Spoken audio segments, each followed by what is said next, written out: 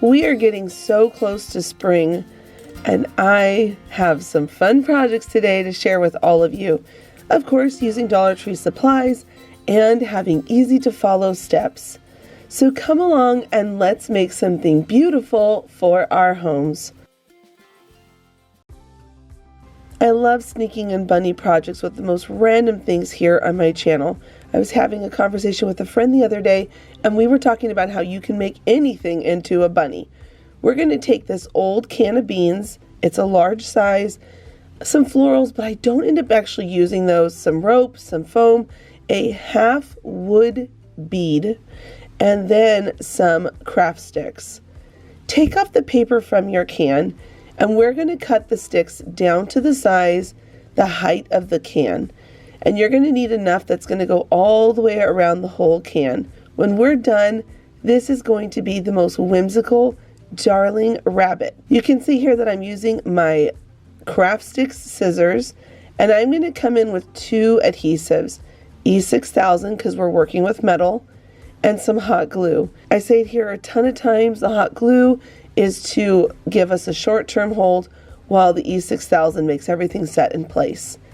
You're going to notice that the sticks don't lay completely flat on the can, so I'm just kind of tucking one behind the other until I come all the way around to the front. You can see here that they're all nicely fitting.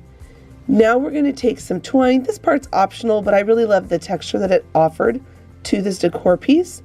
And then I'm going to just wrap it around a few times and tie a knot. I really liked how it made it look like a barrel. So I have it at the top of the can and at the bottom of the can, and I did a double knot. Once I had that tied down and in place on both the top and bottom, I cut off the extra string really low to the knot, and then I painted everything white. When I got around the bottom where that twine was, I made sure that you could still kind of see some of the twine because we're going for a very farmhouse look with this project. Then I took some foam, cut it down to size, snuck that down in there with some E6000 and hot glue, and now we're going to move on to the bunny's ears. This was my favorite part of this project. I'm taking 2 pieces of fabric. You can see that I doubled up the fabric so it's nice and thick. I glued the 2 pieces together to make them nice and sturdy, and now I'm coming in with some white nautical rope going around that rabbit's ear. So you see the pink on the inside of the rope, and then you have the white from the rope on the outside. Now we're going to make his little nose whisker. Take a piece of rope, just untwine it, and then we're going to keep one of the pieces. The other pieces we don't need. Put them off to the side or toss them. And then we're going to do a simple knot right in the middle. Just loop around and pull tight. And then cut it to the length that you want your whiskers to be. Once you've got that, I frayed out the sides, and now I'm going to come in with some hairspray, and I'm going to spray the ends of that. This is going to stiffen it up some. It's going to allow it to be nice and stable when I go to glue it onto the bunny. Make sure you let it dry. I used a lot of hairspray, so it would be nice and stiff. Now for the rabbit's ears, I wanted to distress them a little bit so it matches the barrel. I first wet the fabric with my bottle of water, and then I'm going to do a little bit of this brown coming into the fabric. I just wanted to take down some of the intensity of the pink. I'm not going too crazy, just enough to make it look like a vintage pink. Now I'm coming in between the foam and the can with a ton of glue. I'm going to push those ears down in there and then glue them both into place. You can use a popsicle stick to get down in there so you don't burn your hand. And then after the first round of glue dried, I went back in around the sides and added a little bit more glue. The coolest part is because the rope is nice and stable, it's going to give a lot of shape to the bunny's ears, which is so stinking cute. I added on the nose and the whiskers, and then up at the top, I added in some Spanish moss. Now you can add some florals, but I felt like it took away from the bunny's ears, so I decided to just stick with the Spanish moss. But if you make its ears a little bit longer, you could definitely add florals of your liking. To finish off the look, add on that half wood round bead, and you've got the most darling farmhouse bunny for spring.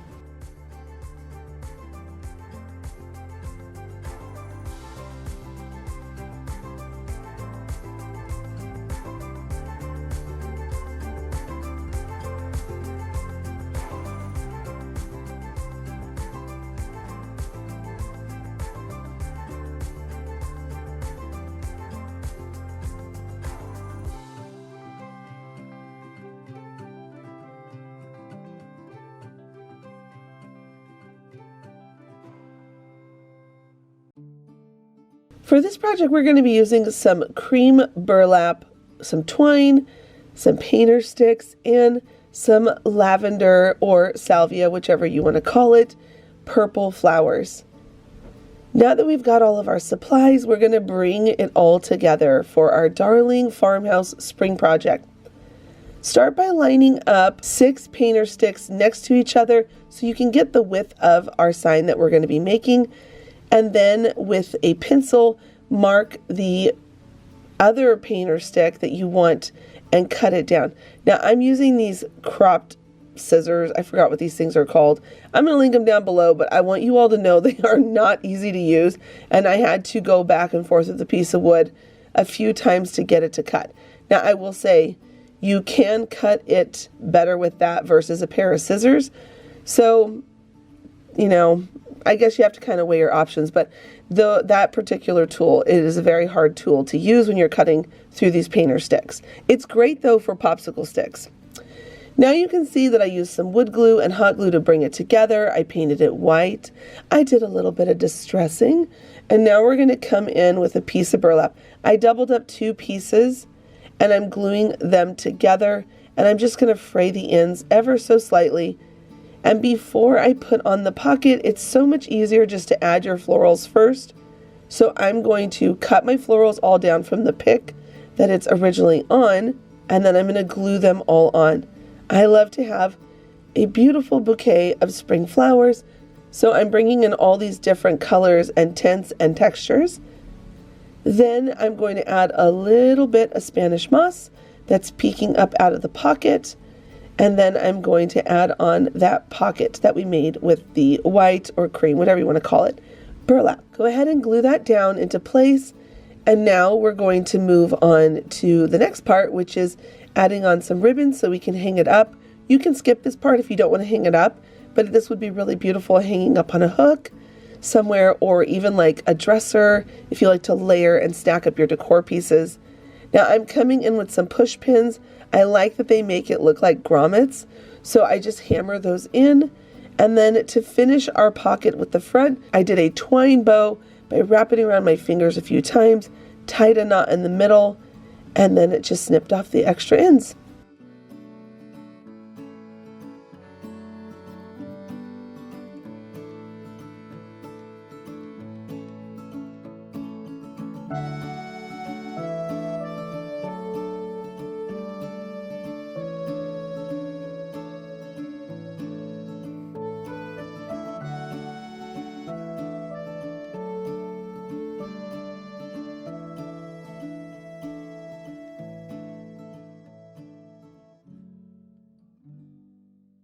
This project is so simple, and I would have spray painted these, but the humidity where I live this time of year is the worst to wait for paint to dry.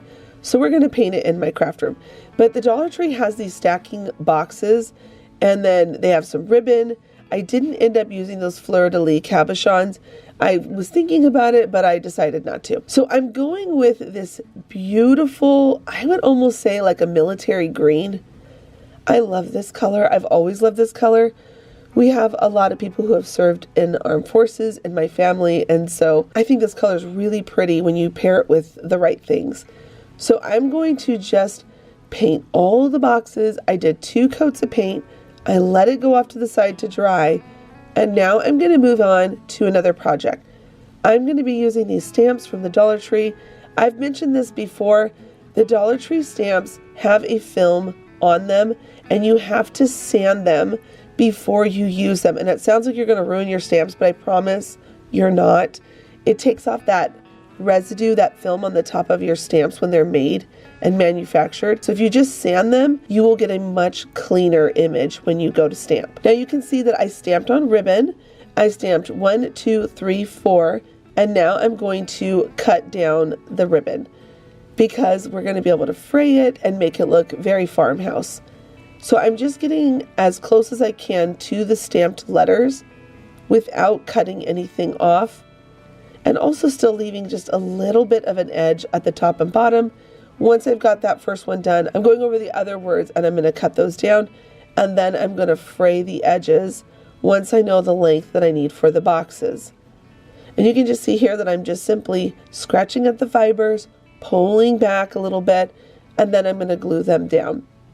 There is something about this that just reminds me of, like, I don't know, the 1940s. I have this war box that was my papa's, and I have had it since I was a teenager, and it's this color, and the burlap, I don't know why, but I just love this project, and it feels very farmhouse to me. So now I'm going to come in with some gold brads.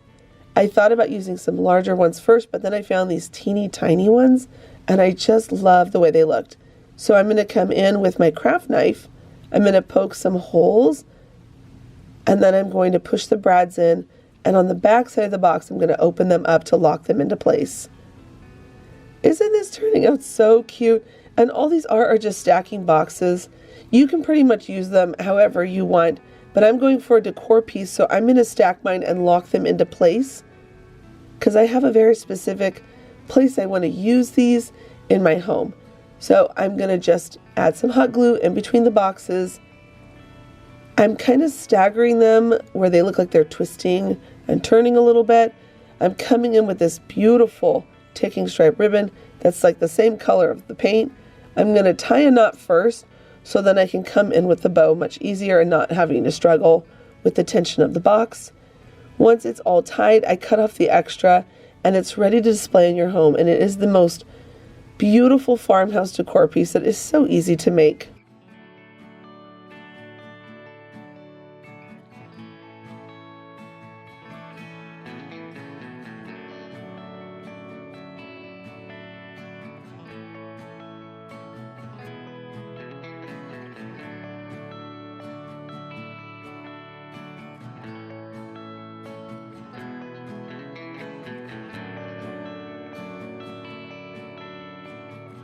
Oh friends, I'm so grateful that you stopped in to visit with me today to make these spring farmhouse decor pieces.